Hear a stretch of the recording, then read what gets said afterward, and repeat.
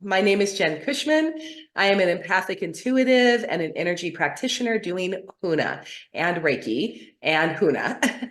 And I also am a master practitioner in neurolinguistic programming, mental emotional release, and hypnotherapy.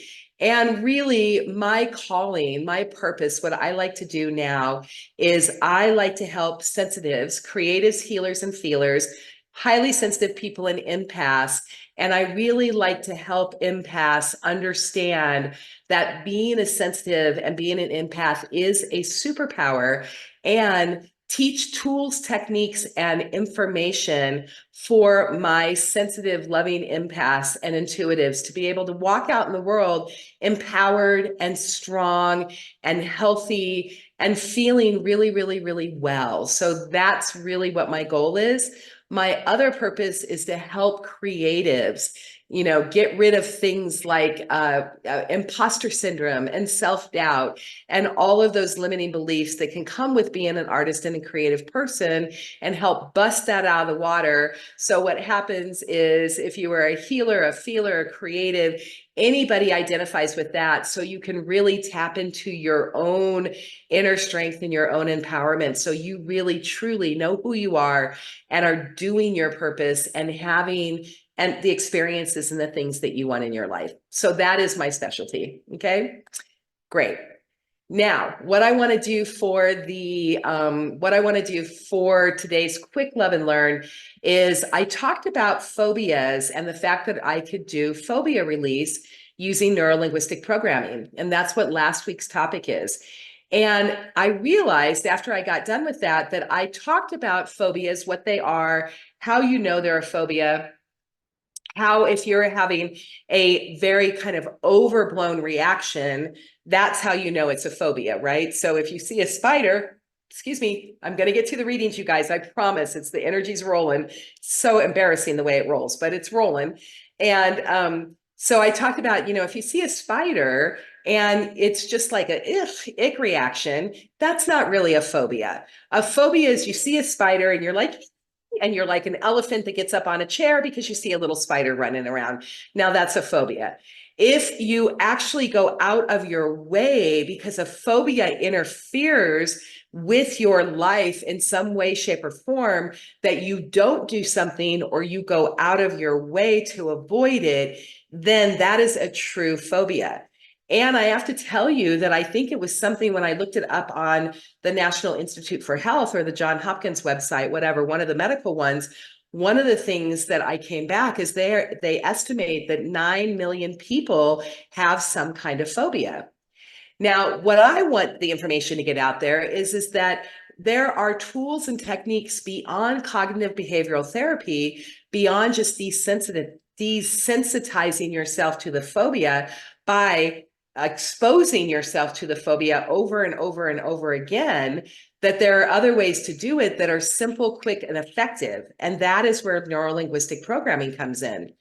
The other thing that I love about my certifications in integrative psychology is that when I do MER, mental emotional release, or I do NLP or hypnotherapy, whenever I'm working with anybody and we are working to release the trauma, release the negative emotions that are happening with any kind of trauma, we do not have to go back and revisit the trauma. So it's really amazing, because a lot of the tools and the techniques we have is that you have to go back and re-experience the trauma in order to release the trauma. So like PTSD, other things that happen. So in these tools and techniques, they are working with your unconscious mind in a way that you don't have to consciously go back and release the trauma, because your unconscious mind knows what the trauma is, has stored the trauma, is utterly aware of everything, because the unconscious mind is like the supercomputer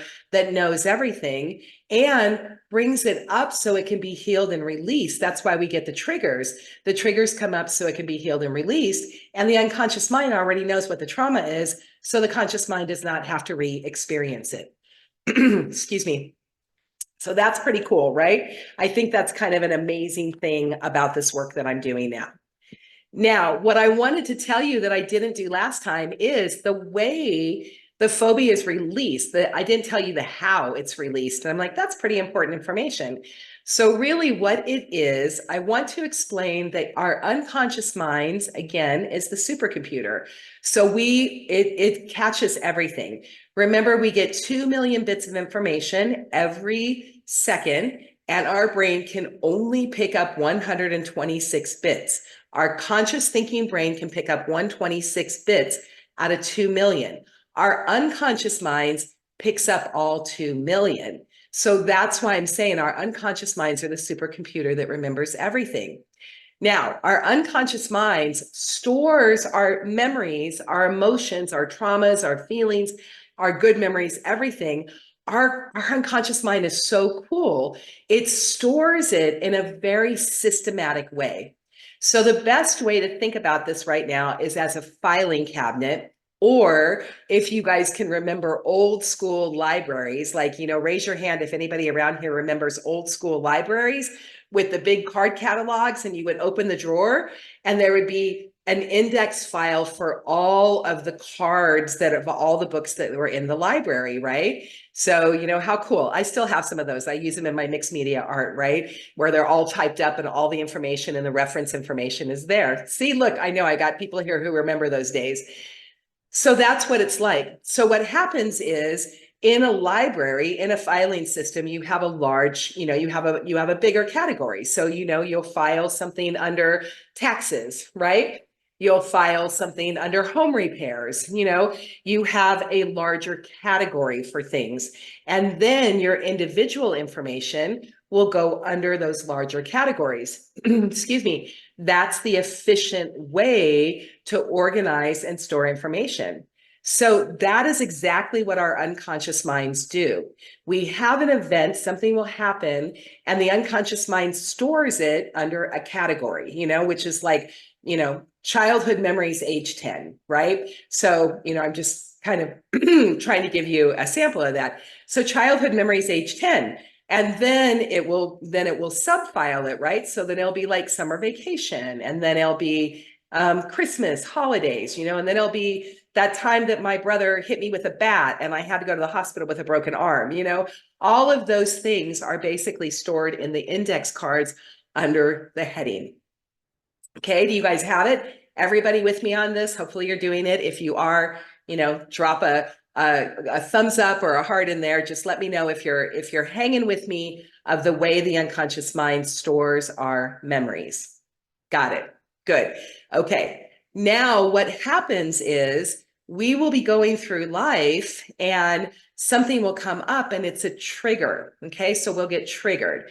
And then that is the unconscious mind's way of saying, hey, I've been hanging on to this for a while. And you know what? This filing cabinet is getting a little rusty. And really, we don't even need these cards anymore. Like, we don't need the category anymore. We don't need the cards anymore. And really, I would like to be even more efficient. And I would like to just store, Christmas and childhood memories, happy memories all together. And I'd like to get rid of this trauma or this limiting decision or this limiting belief. And so the unconscious mind brings it up. It gives us a trigger, which is like, we'll have an emotion, we'll have a response, we'll have, we'll run anger, sadness, fear, shame, guilt, hurt, any of those kind of things. Or it will bring up our limiting beliefs. That is like, you look at it and you're like, okay, in my family, I had this limiting belief, right? This is what was done again and again. So that's the way the memories bring them up. So when I say to you, almost every single Magic Mondays, or a lot of them, celebrate when your stuff comes up, it's really true. It's uncomfortable in the moment. And it's the unconscious mind saying, hey, we needed a little spring cleaning here. You're really safe. It's really time to get rid of it. So when a phobia comes up, what happens is something has happened that is a trigger that your unconscious mind has pulled out of the filing cabinet and said, here's your trigger and here's the thing. And then we end up having the response to it. The shortness of breath, the anxiety, again, fear, unresolved fear, out of proportion fear, those kind of things. Now, most of us, we don't even recognize, we're not conscious this is coming up. So we just run our coping strategies. We we'll either not do the thing we want to do, or we'll run away from it, or we'll just do whatever we need to do to desensitize our nervous system. So what NLP does in the phobia release, and why it is so cool and is so effective, is there is a tool and a technique that we run, and it's called it's called fast phobia release. You could look it up online, and it's actually a tool that we run that takes the organizational system of the unconscious mind and it scrambles it. It gets it out of place. And so a memory that was, a memory that you had that created that phobia in the first place, it's filed, again, childhood memories, fears, phobias, whatever. Well, when we do this technique on the brain, and it's just like a visualization, you're in light trance when you're doing it, it's a visualization technique. It takes those files and it gets them all out of place. And so like a librarian, think about it like a librarian that would take the Dewey Decimal card, and it has to be perfectly put right back into the right cabinet and the right slot. So the next librarian can come in and pull it out, or the next library user can come in and pull the card out and have the reference to be able to walk to it. That's how you find the information. If the card isn't there and it's out of place, then that book can be lost forever in the library. So that is really in a metaphor and in a very easy way to understand and explain how and why the phobia release happens so quickly. And what happens is when you pluck that one card, like let's say you pluck the header out and you pluck that card, it plucks every other card that is associated with it. So every other memory that is tied to it, because the unconscious mind has organized it so effectively, not only does it pluck the first card, the root cause, right? It plucks all the other things that the unconscious mind says, hey, this is similar, they seem alike. And so we're going to file them all together. So that's why it's so cool, because when you get to the root cause, you pull the weed and then no other weeds can go with it. You pull it by the root. If you take a weed and you only cut it off and the root is still there, it's going to grow back. Okay. So hopefully you understand a little bit about your unconscious mind, how it works, why it works, and why this phobia release is so freaking cool. It's cool. And if you guys don't have a phobia, that's perfectly fine. But if you know anybody, if you have a loved one, a coworker, a family member, anybody who is suffering from a phobia to where they're actually not, not getting on a plane or not driving in traffic or, afraid to go down certain places or do whatever they do. And the fear is out of proportion to what's going on.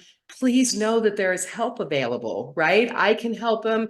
Other people can help them. And it's just an awesome way to do it. And the thing I want you guys to know is that you don't have to suffer.